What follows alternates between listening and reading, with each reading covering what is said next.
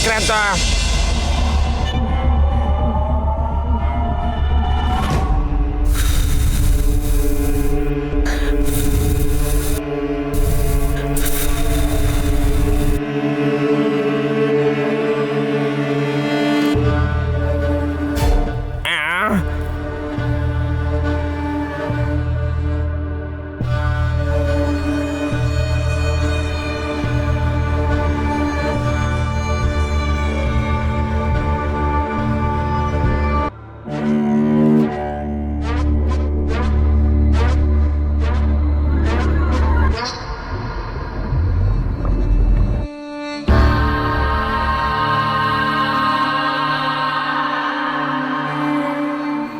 Ma'am, ಆಗ ಸಿಟ್ಟು ಬಂತು, ಈಗೇನಿಲ್ಲ.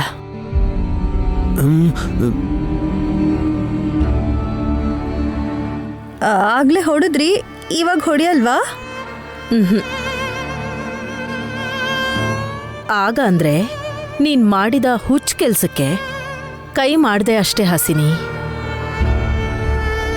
ನಿನ್ ತುಂಟತನ ಗೊತ್ತಿದ್ದು ಕೂಡ ಹೊಡೆದೆ ಅಂತ ಬೇಜಾರಾಗ್ತಿದೆ.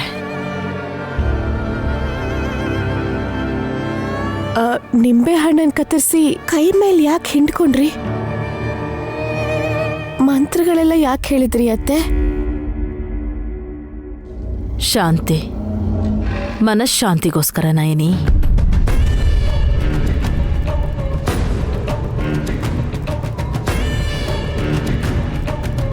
ನನ್ ಕೈ ಹಿಡಿದು ಎಳೆದಿದ್ದ ತಕ್ಷಣ ಒಂದೇ ಕ್ಷಣಕ್ಕೆ ಕೋಪಿಸ್ಕೊಂಡ ನಾನು.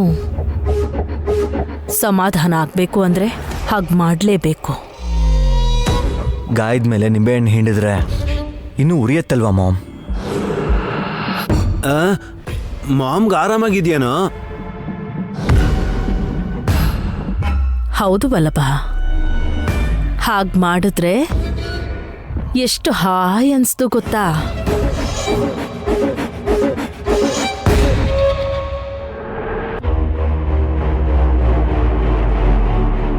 ಅಷ್ಟೊಕ್ಕ ಗಾಯ ಹೇಗಾಗಿದೆಯೋ ಏನೋ ಅಂತ ನಮಗೆ ತೋರಿಸಿದ್ರೆ ಒಳ್ಳೆ ಹಾಸ್ಪಿಟ್ಲಿಗೆ ಹೋಗಿ ಚೆಕ್ ಮಾಡಿಸ್ತೀವಲ್ವ ಮಾಮ್?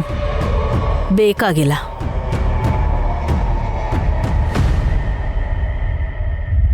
ಈ ಗಾಯ ತಾನಾಗ್ ತಾನೇ ವಾಸಿ ಆಗ್ಬೇಕು ಅಂತ ಅಂದಿದ್ದಾರೆ. ಯಾರು ಹೇಳಿದ್ರತ್ತೆ? ಶ್ರೇಯೋಭಿಲಾಷಿಗಳು. ಕುಲಗುರುಗಳ? ಅಲ್ಲ, ಮತ್ಯಾರು? ಒಳ್ಳೇದ್ ಬಯಸೋರು, ಒಳ್ಳೇದ್ ಮಾಡೋರು. ಪಬ್ಲಿಸಿಟಿನ ಬಯಸಲ್ಲ.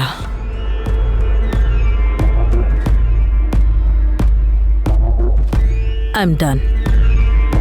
ನೀವು ಕಂಟಿನ್ಯೂ ಮಾಡಿ.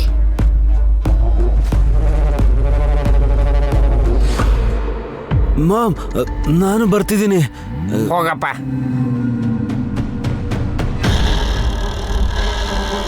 ಮಾಮ್ ತುಂಬ ಡಿಫ್ರೆಂಟಾಗಿ ನಡ್ಕೋತಿದ್ದಾರೆ. ಹೌದು ಯಜಮಾನ್ರೆ.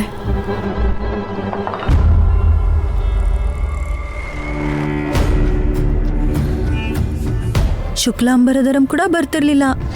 ಇಷ್ಟೊಂದು ಶ್ಲೋಕಗಳು ಹೇಗೆ ಹೇಳಿದ್ರು ಅಂತ ಡೌಟು.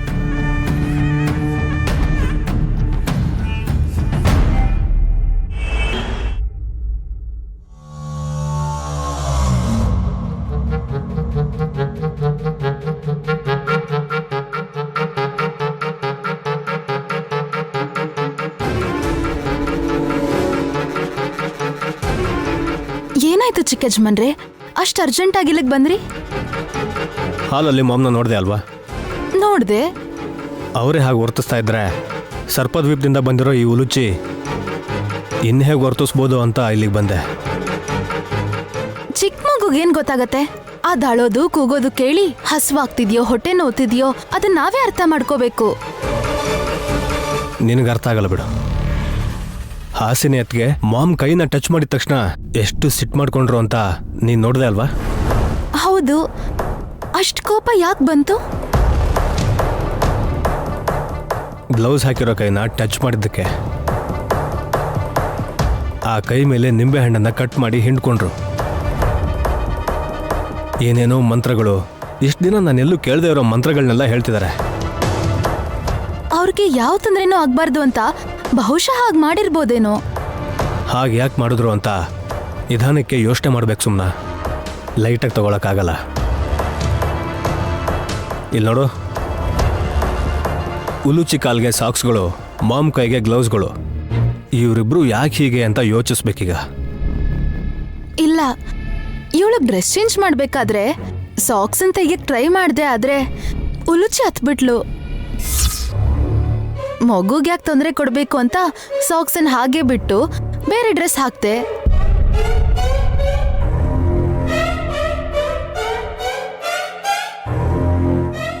ತೆಗಿಯಕ್ ಹೋದ್ರೆ ಅಳ್ತಾಳ. ಯಾಕೆ ಸುಮ್ಮನೆ? ಚಿಕ್ಕ ಮಕ್ಳ ಅಂದ್ಮೇಲೆ ಅಳ್ತಾರೆ. ಯಾಕೆ ಅಂತ ಕೇಳಿದ್ರೆ ಎಲ್ಲದಕ್ಕೂ ಉತ್ತರ ಇರಲ್ಲ ರೀ. ಇಲ್ಲ ಇಲ್ಲ, ಏನೋ ಇದೆ.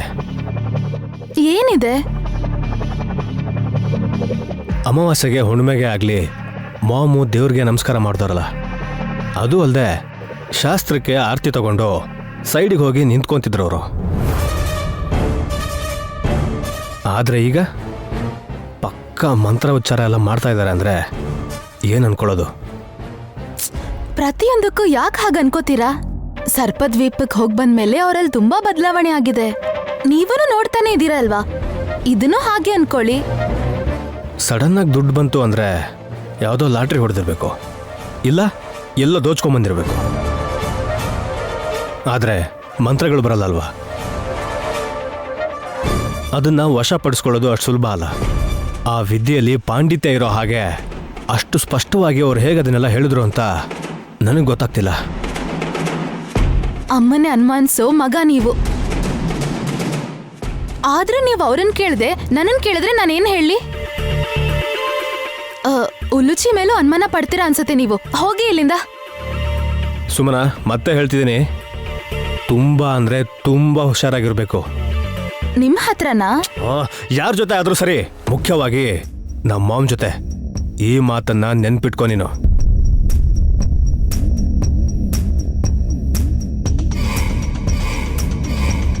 ನೆನ್ಪಿಟ್ಕೋಬೇಕಂತೆ ನೆನ್ಪಿಟ್ಕೊಳ್ಳೋದು. ನಿನ್ ಹತ್ರ ಇಟ್ಕೋ ಅಂತ ದುಡ್ಡು ಕೊಡ್ತೀರಾ? ಆಹಾ, ಅಂತ ಕೆಲ್ಸ ಯಾವತ್ತೂ ಮಾಡಲ್ಲ.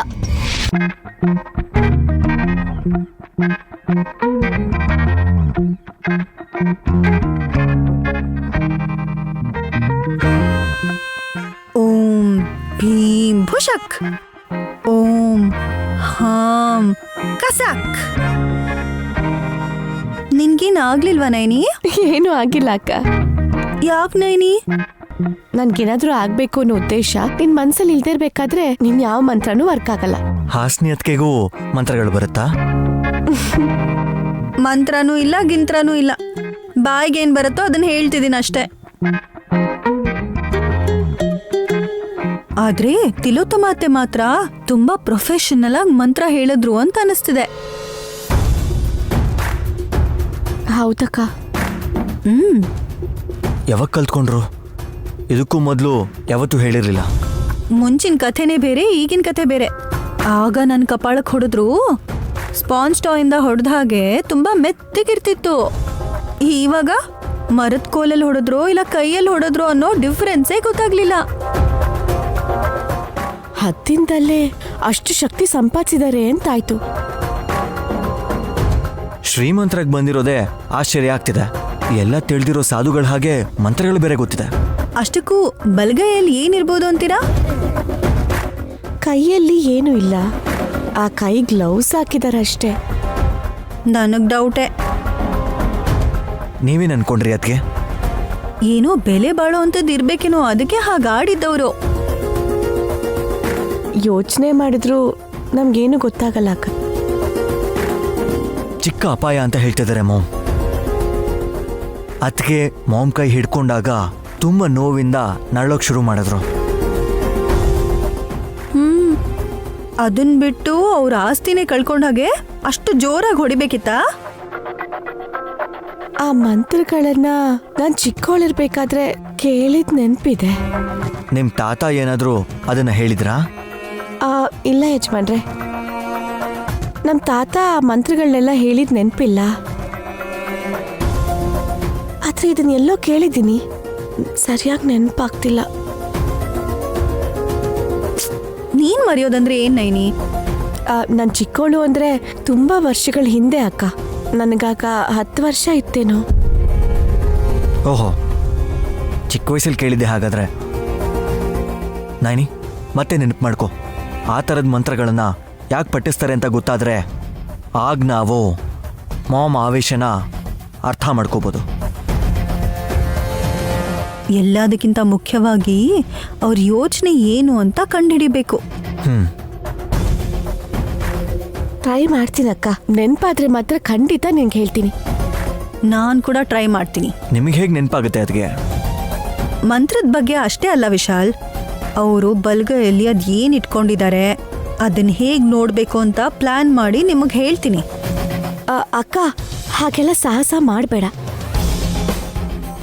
ಹೌದದಕ್ಕೆ ಹಾಗೇನು ಮಾಡಬೇಡಿ. ನನ್ನ ಯಾರೂ ಲೈಟಾಗಿ ತಗೋಬಿಡಿ. ನಿಮ್ಗೆ ಯಾರಿಗೂ ಗೊತ್ತಾಗದೆ ತಿಲ್ಲು ಆಂಟಿ ರೈಟ್ ಹ್ಯಾಂಡ್ ಬಗ್ಗೆ ತಿಳ್ಕೊತೀನಿ.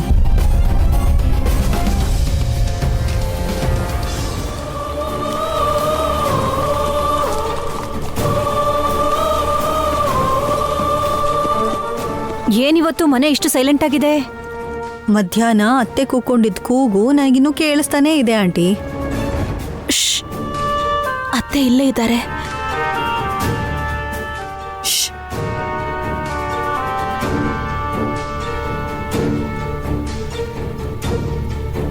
ಅತ್ಗೆ, ದೊಡ್ಡತ್ಗೆ ಫೋಟೋ ಮುಂದೆ ನಿಂತು ಏನ್ ಮಾಡ್ತಾ ಇದ್ಯಾ? ನೋಡ್ತಾ ಇದ್ದೀನಿ ದುರಂದರ.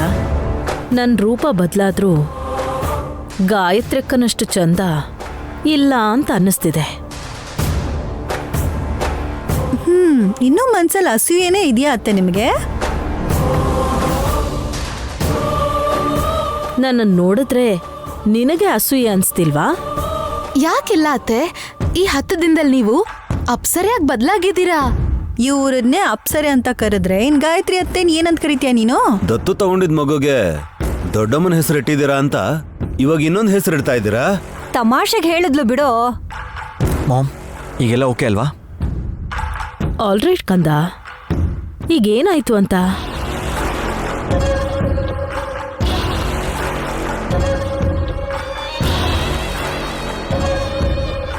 ಲಂಚ್ ಟೈಮಲ್ಲಿ ತಾವು ಮಾಡಿದ ವಿಧ್ವಂಸ ಆಗೋವಂಥ ವಿನ್ಯಾಸಗಳನ್ನ ನೋಡಿ ಬ್ರೋ ಹಾಗೆ ಕೇಳ್ದ ಮಾಮ್. ಹೋ, ಅದಾ? ಲೈಟಾಗಿ ತಗೊಳ್ಳಿ. ಆಗಿಂದಾಗ್ಲೇ ಮರ್ತು ಬಿಡೋದೇ ಒಳ್ಳೇದು. ಇನ್ ಕೆಲವನ್ನ ನೆನಪಲ್ಲಿ ಇಟ್ಕೊಂಡೇ ಇರಬೇಕು ಅತ್ತೆ. ಏನದು? ಮರ್ತೋಯ್ತಾ? ನಾಡಿದ್ದು ಗಾಯತ್ರಿ ಅಮ್ಮವ್ರ ಶ್ರಾದ್ದ. ಗಾಯತ್ರಿ ಅತ್ತೆನ ಕೊಂದಿದ್ದ ದಿನ.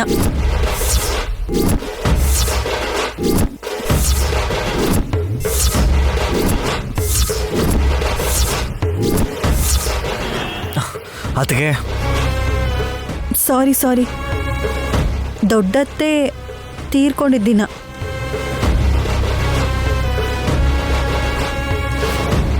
ನನಗ್ಯಾಕೆ ನೆನಪಿಲ್ಲ ಹಾಸಿನಿ?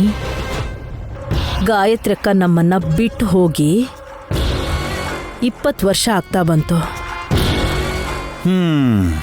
ದೊಡ್ಡಮ್ಮ ಇಲ್ಲ ಆದ್ರೆ ಅವ್ರ ಹೆಸರಿಟ್ಕೊಂಡಿರೋ ಗಾಯತ್ರಿ ಪಾಪ ಮಾತ್ರ ಈ ಮನೇಲೇ ಇದೆ. ವಿಪರ್ಯಾಸ ಅಂದ್ರೆ ಇದೆ ಅಂತ ಅನ್ಸತ್ತೆ. ಈ ಮನೆಗೆ ವಾಪಸ್ ಬಂದಾಗಿಂದ ಗಾಯತ್ರಿನ ನೋಡೇ ಇಲ್ಲ. ಪುಟ್ಟಿ, ಒಬ್ಳೇ ಆಟಾಡ್ತಿದ್ಯಾ? ನನ್ನ ಜೊತೆ ಆಟ ಆಡೋದಕ್ಕೆ ಬರ್ಲೇ ಇಲ್ಲ ನೀನು? ಬಂದ್ರೆ ಇರಲ್ಲ ಅಂತ.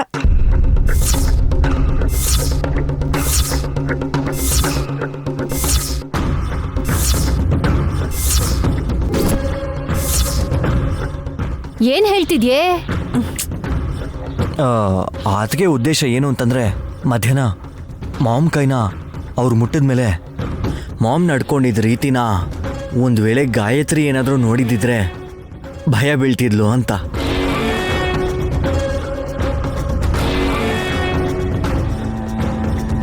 ಒಂದ್ಸರಿ ನೋಡಿದ್ರೆ ಇನ್ನೊಂದ್ಸಲ ಮಾಮ್ ಹತ್ರ ಹೋಗೋದೇ ಇಲ್ಲ. ಯಾವಾಗ ಬಂದ್ರು ಅಂತ? ಮಾಮ ಮಗುನ ಹತ್ರನೇ ಸೇರಿಸ್ತಾ ಇರ್ಲಿಲ್ವಲ್ಲ.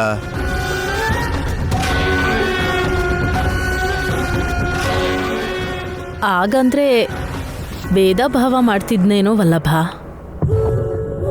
ಯಾವಾಗ ನಾನು ಸರ್ಪದ್ವೀಪಕ್ಕೆ ಗಾಯತ್ರಿನ ಉಲೂಚಿನ ಕರ್ಕೊಂಡು ಹೋದ್ನೋ ಅವಾಗಿಂದ ಚಿಕ್ಕ ಮಕ್ಕಳು ಅಂದ್ರೆ ಅಟ್ಯಾಚ್ಮೆಂಟ್ ಜಾಸ್ತಿ ಆಗ್ಬಿಟ್ಟಿದೆ.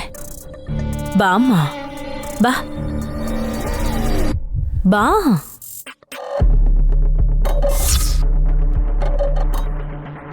ಏನು ಎತ್ಕೋತೀರಾ? ಎತ್ಕೋತಾರ ಅಷ್ಟೇ, ಎತ್ಕೊಂಡೇನ್ ಹೋಗಲ್ಲ ಅಕ್ಕ. ಬಾ ಗಾಯತ್ರಿ, ಸರ್ಪದ್ವೀಪಕ್ಕೆ ನಾವೆಲ್ಲ ಒಟ್ಟಿಗೆ ಹೋದ್ವಲ್ಲ, ನೆನ್ಪಿದ್ಯಾ ಇಲ್ವೋ? ಅಲ್ಲಿ ನೀನು ತಪ್ಪಿಸ್ಕೊಂಡ್ಬಿಟ್ಟೆ. ನಾನು ಉಲೂಚಿ ನಿನ್ನನ್ನು ಹುಡುಕ್ತಾ ನಾವು ಕೂಡ ದಾರಿ ತಪ್ಪಿದ್ವಿ.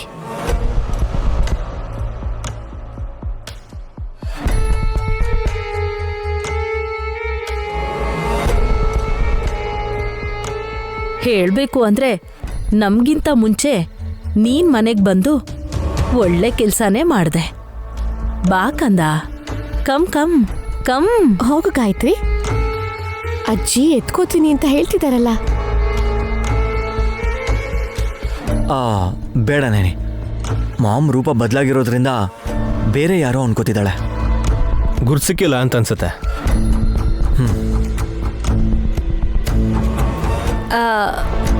ಒಂದು ಐಡಿಯಾ ಕಣೋ.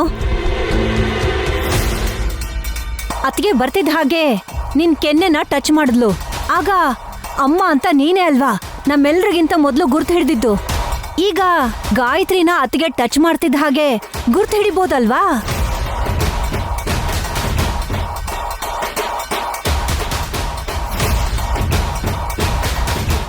ಈ ಐಡಿಯಾ ಚೆನ್ನಾಗಿದೆ ಚಿಕ್ಕಿ. ಯಾಕೆ ಫೋರ್ಸ್ ಮಾಡ್ತಿದ್ರ? ಯಜಮಾನ್ರೆ, ಮುಟ್ಟಿದ್ರೆ ಏನಾಗ್ಬಿಡುತ್ತೆ?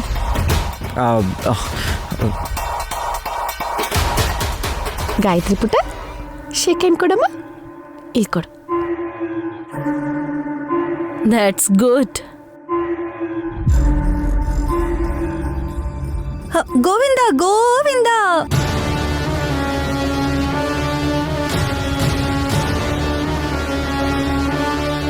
ಅತ್ಗೆ ಏನಾಯ್ತು?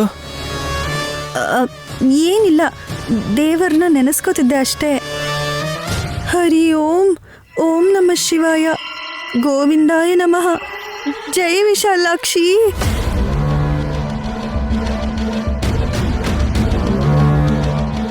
ಹಾ, ಯಾವಾಗಂದ್ರೆ ಅವಾಗ ಭಕ್ತಿ ಹುಟ್ಕೊಳ್ಳುತ್ತೆ ಹಾಸ್ಗೆ. ಪರವಾಗಿಲ್ಲ ಕಂದ, ನೀ ಕೊಡು.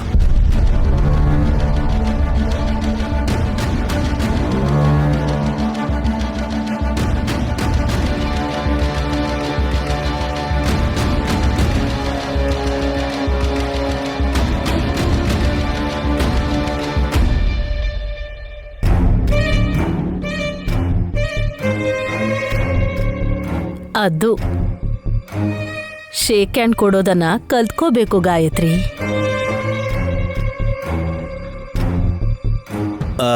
ಮಾಮ್, ಗುರ್ತು ಹಿಡ್ದಾಗೇನಾ? ಇನ್ನೂ ಡೌಟಾ?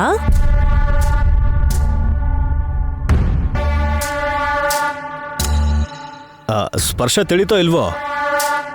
ಆ ಗ್ಲೌಸ್ ತೆಗೆದು ಶೇಕ್ ಹ್ಯಾಂಡ್ ಕೊಡಿ ಮಾಮ್. Shut up.